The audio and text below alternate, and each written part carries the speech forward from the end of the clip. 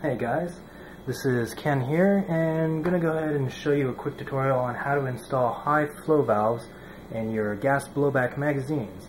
This here is a KSC M945. It's just got back actually from the KWA factory.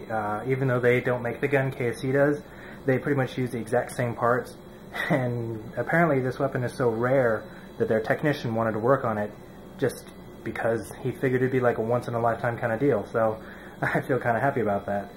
This one has the full metal body kit on it, so slide and body are completely metal. These are made of plastic, the grips. Pretty good weapon in my personal opinion. With the stock flow valves inside, it's actually a pretty slow. I was having difficulty feeding BBs with the stock valve in this, so I went ahead and purchased some Hurricane brand high flow valves. Although the packaging on this shows it only works for the Glock 17, Glock 34, and the Beretta M9, this will actually fit the M945. In fact, let me check the invoice real quick and I'll tell you exactly what it will fit completely. It fits the KWA and KSC, for that matter, M17, the M19, the M23F, the Glock 26C, the M34, the Beretta M9, the Beretta M93R, and of course the M945. All great guns, I'm sure. Anyways, so you just saw a quick example of the stock gas blowback. Here, I'll show you one more. So, whoop, that's one of the reasons why I'm changing. And it's still doing it. There we go. This one's running out of gas, but you get the idea. This one has the high flow valve in it, and you'll see it just ran out of gas as well. Let me go ahead and refill that real quick. If you didn't notice, I'm using propane in these with the propane adapter. It's been so long I honestly forgot where I got it. But if you do a Google search, I'm pretty sure you'll find them. Anyways. Okay, that ought to do it for demonstration purposes. There we go. So much crisper. Louder, obviously. Because I have the full metal kit on this pistol, it's okay to use these high flow valves. If you have an all plastic gun, I wouldn't recommend it. You will probably crack your slide or break some of the latches and locks that hold the slide and all of your pieces together. That would not be good. Anyways, so to do this modification, you are going to need, obviously, your magazines. I recommend a pair of pliers, needle nose is best. A hammer. Don't be afraid yet, we're not going to destroy anything.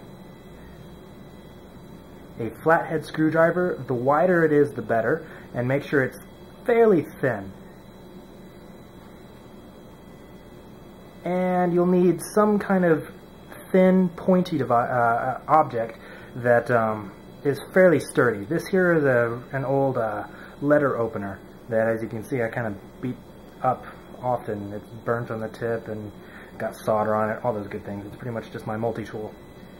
And you will need some silicone oil. This one I picked up from Home Depot. It's just a 3-in-1 silicone spray.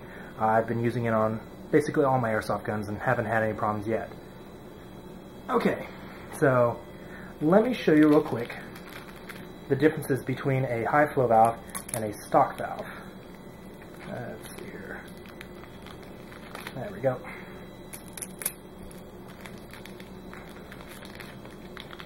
Okay, hopefully you can see this in the video. This is a stock valve. The button's up there, and the actual valve itself is that little section right there that you hopefully can see moving up and down in the video. Now you'll notice that right here there's some sections that are cut out in a circular shape, and you'll see the piston in the center which pushes the valve open and close.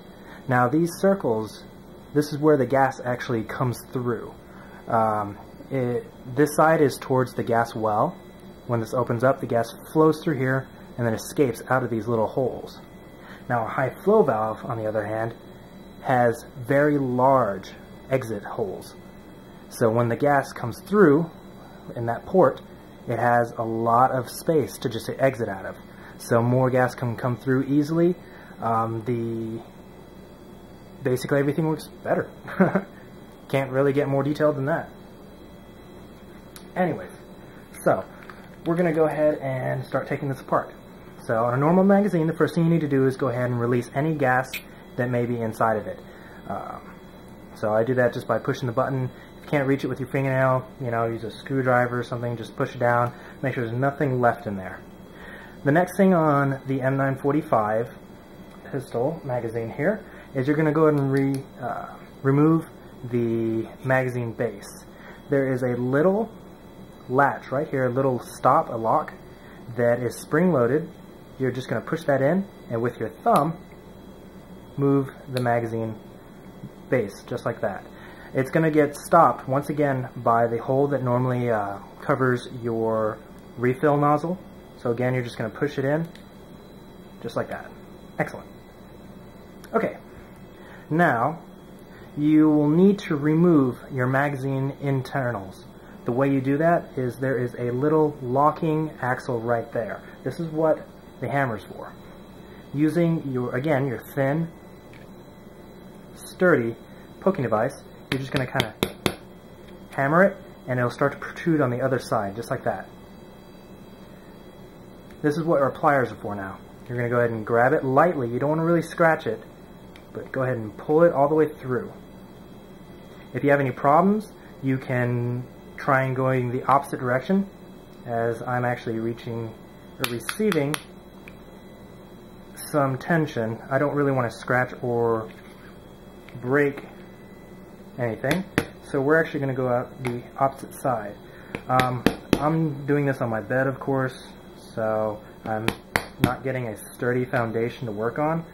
Recommended you do this on a desk or table that you don't mind scratching up. Let's see here. I was doing this on my computer desk just a moment ago, but for video purposes I went over here. Now I'm having quite a bit of trouble with this pen. Slowly coming out. There we go. That one required quite a bit of force. Anyways, locking axle, don't lose that. Okay, now that you have the locking axle out of the way, your internals will slide out the bottom. The way I do this is I just shake it like that. Keep your hand underneath because there is a spring and of course the BB guide that may pop out. So if you let the magazine internals come all the way out, then those might pop out and you might lose them. If you were careful and did not let the internals slide all the way out, you can go ahead and keep your hand on top and go ahead and start sliding it out. Now you see the spring has already popped up. That's one of the things we didn't want to lose. You can go ahead and remove the spring. The little protruding piece that we had down here that was keeping the foundation in place, it actually was held in place by the spring. So you can go ahead and remove that. Again, don't lose it.